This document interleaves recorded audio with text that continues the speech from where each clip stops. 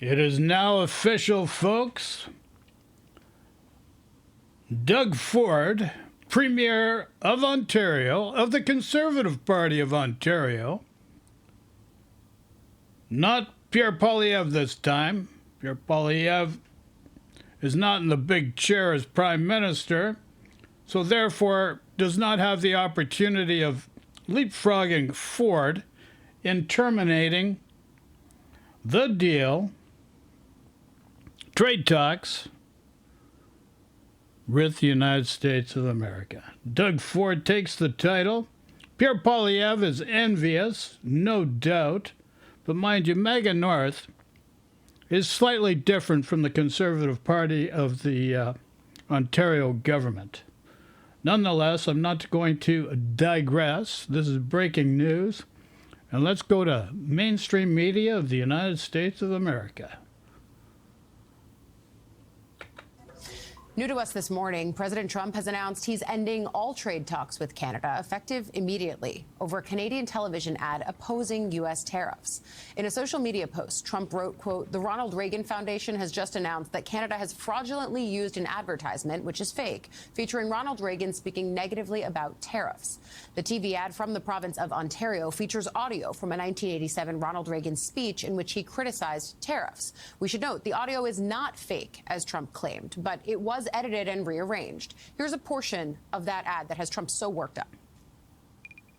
High tariffs inevitably lead to retaliation by foreign countries and the triggering of fierce trade wars. Then the worst happens. Markets shrink and collapse, businesses and industries shut down, and millions of people lose their jobs. There you go.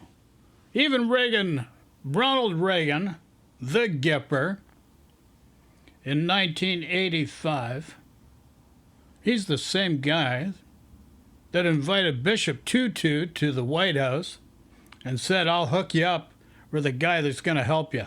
And who'd he hook him up with? Sammy Davis Jr. I digress just a bit. You know, you just can't help the irony of the Republican conservative movement around the world. Just had to throw it out there. Throughout the world, there's a growing realization that the way to prosperity for all nations is rejecting protectionist legislation and promoting fair and free competition. Now, it should hardly be a... Now, the last part of Reagan's message is very, very true. And you have to remember this started in 1985 or thereabouts, in or about 1985. Ronald Reagan, Margaret Thatcher, conservative ideology worldwide, created the affordability issue and the propping up of corporations. And now you have corporate oligarchies in the United States of America running the country with their headmaster, the King, Donald Trump, right now. Surprise that Canada has been opposed to these tariffs. That's been pretty clear since this whole trade war began. But that ad aired during an American League Championship game between the Toronto Blue Jays and the Seattle Mariners, which pulled in more than 9 million viewers. You know the president tracks viewership. Former President Reagan's foundation says it's reviewing legal options, accusing the Ontario provincial government of using...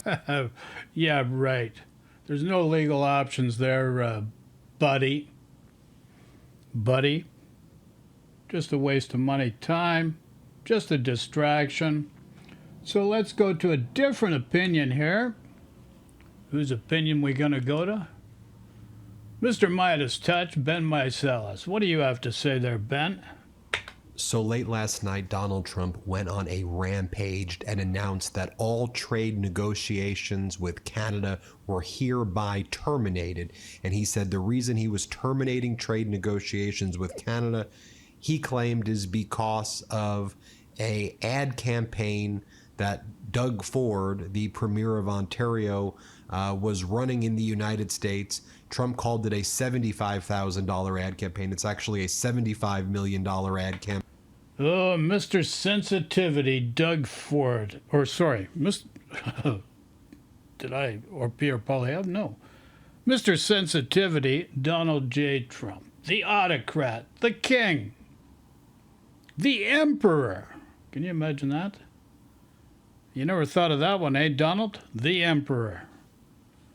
That trumps them all, don't you think? I digress again. You gotta have a little irony. Let's look at Chris Norland, living in South Korea.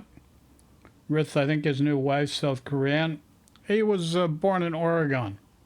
American. Let's see what Chris Norland has to say this morning.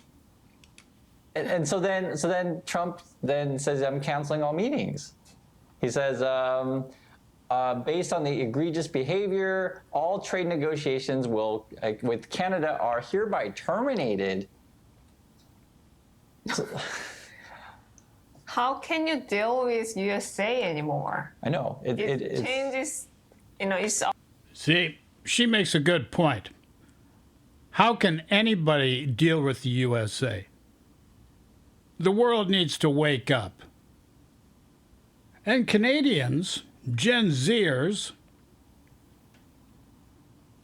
and the rest of the supporters of the Conservative Party of Canada, a.k.a. MAGA North, have to wake up. You cannot deal with Donald Trump. And any deal, depending on how, you're walking on eggshells. That's no way to do business.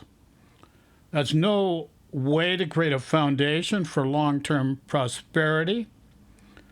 But if you're expecting results instantly, which Gen Zers do, you better wake up to the reality. That's not how things will work. And Canada needs to take a different direction. Your Prime Minister, Mark Carney, has made that clear during the election run leading up to the election of April 28th, 2025.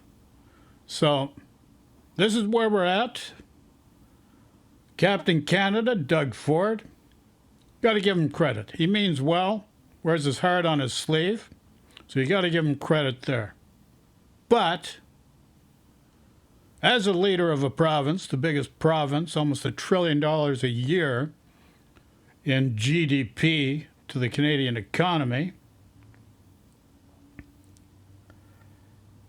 really acts without thinking. Or that's the way it seems. But I digress. I will get around to him at some point in the near future and discuss my opinions on that. But the fact of the matter is, Pierre Poilievre and the Conservative Party, which is really MAGA North in Canada, are just creating so much noise, division within Canada that is inappropriate for the times. So that's the opinion with Michael J. Send and love and peace to everybody. Let me know what you think. Take care. Stay safe. Talk to you all soon.